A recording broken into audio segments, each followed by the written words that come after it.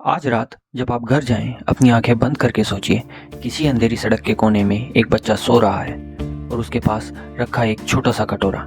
आपको वो बच्चा गरीब लगता है, पर क्या हो अगर मैं कहूँ वो बच्चा किराए पर लिया गया है?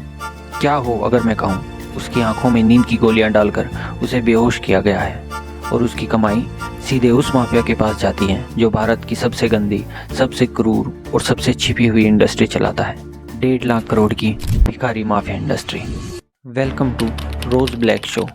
हम हर कहानी को बिना हाइप के जितना साफ हो सकता है उतना साफ रखते हैं। अगर ऐसी ऑनेस्ट स्टोरी टेलिंग आपको पसंद आती है तो हमें लाइक करें और सब्सक्राइब कर दें। हेलो दोस्तों, आज की कहानी कमज़ोर दिल वालों के लिए नहीं है। ये कहानी है सुरेश मांझी की, एक दिहाड़ी मजदूर जो 2022 में बिहार से कानपुर सिर्फ एक उम्मीद लेकर आया था, पर उसे नहीं पता था कि जकरकटी पुल के नीचे उसकी ज़िंदगी हमेशा के लिए अंधेरे में डूबने वाली है।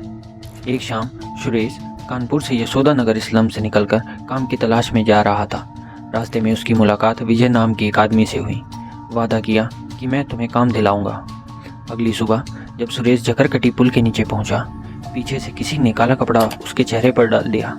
उसके कानों में बस चीख सुनाई दी और दुनिया अंधेरी हो गई। सुरेश को बेहोश करने के लिए उसे नशा दिया गया और फिर एक ऐसा काम किया गया जिसे सुनकर आपकी रूह कांप जाएगी। उसकी आंखों में केमिकल का इंजेक्शन दिया गया ताकि वो अंधा हो जाए। उसकी उंगलियां काट दी गई, उसके शरीर पर गहरे घाव किए गए ताकि उसके जख्मों को देखकर लोग ज़्यादा दया दिखाएं। ये सब किया गया ताकि सुरेश एक परफेक्ट बेगर मटेरियल बन जाए। कुछ दिनों बाद गिरोह ने सुरेश को 70,000 रुपये में एक औरत को बेच दिया। फिर उसे गोरखधाम एक्सप्रेस से दिल्ली लाया गया, जहां हर सुबह उसे भीख मांगने के स्पॉट पर छोड़ दिया जाता था और बदले में वो उंगलियों से टूटे हाथों से सिर्फ 2 रोटियां ही पाता था। क्यों? क्योंकि भिखारी दुबले पतले दिखे तभी लोग पैसा देते हैं।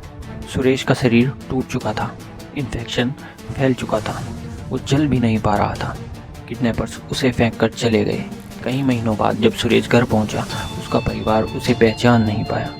उसका शरीर गहरी चोटों और अंधेरी आंखों का एक नक्शा बन चुका था।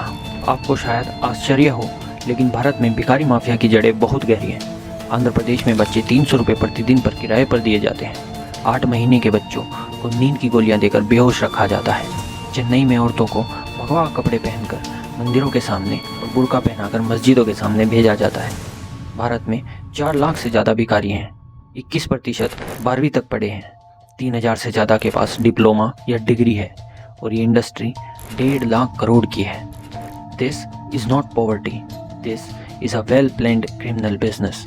एक रिपोर्ट कहती है 32% भिखारी रोज़ 100 रुपये से कम कमाते हैं, 33% 100 से 200 रुपये के करीब। सिर्फ 1% भिखारी 400 रुपये से ऊपर जाते हैं। एवरेज मंथली इनकम हुई 3,000 रुपये से 6,000 रुपये तक। दिल्ली के न्यूनतम वेतन का आधा भी नहीं, और माफिया उनकी जेब से हर पैसा छीन लेता है। भारत में हर साल 60,000 बच्चे गायब होते हैं। एक बड़ी संख्या को भिखारी बनाया जाता है। उन्हें नशे की दवाइयों का आदी बना दिया जाता है, कर्ज में डुबो दिया जाता है। कुछ बच्चों को ठंडी बारिश में खड़ा किया जाता है ताकि लोग उन पर दया करें। एक 2 साल की बच्ची पूजा सिर्फ माफिया की इसी स्ट्रेटेजी की वजह से मर गई थी। अब सवाल यह उठता है कि क्या सरकार इस बारे में कुछ कर रही है? भारत में बैगिंग पर पहला कानून 1959 का Bombay prevention of bagging act था, लेकिन 2018 में दिल्ली हाई कोर्ट ने इसे अनकॉन्स्टिट्यूशनल बता दिया। उनका कहना था भीख मांगना अपराध नहीं, मजबूरी है। लेकिन सरकारें अक्सर माफिया पर नहीं, भिखारियों पर कार्रवाई करती हैं। G20 जैसे इवेंट्स में उन्हें राउंड अप करके दुनिया से छिपा दिया जाता है। दूसरा सवाल यह उठता है कि आप और हम इस बारे में क्या कर सकते हैं। सबसे पहले तो आपको यह समझना होगा कि हर भिखारी माफिया का हिस्सा नहीं होता, पर आपको कैश नहीं देना चाहिए। आप पहचान नहीं पाएंगे कि वह मजबूर है या किसी गिरोह का शिकार है। आप खाना दे सकते हैं, कपड़े दे सकते हैं, ज़रूरत हो तो पुलिस को कॉल कर सकते हैं, खासकर अगर बच्चा नशे में हो या घायल हो। और अगर मदद करनी है तो सीधे NGOs को दान करें जो रिहैबिलिटेशन और स्किल डेवलपमेंट पर काम करते हैं। दोस्तों, यह इंडस्ट्री 1.5 लाख करोड़ की है। ये वीडियो अगर आप शेयर करते हैं तो किसी एक बच्चे की ज़िंदगी बदल सकती है।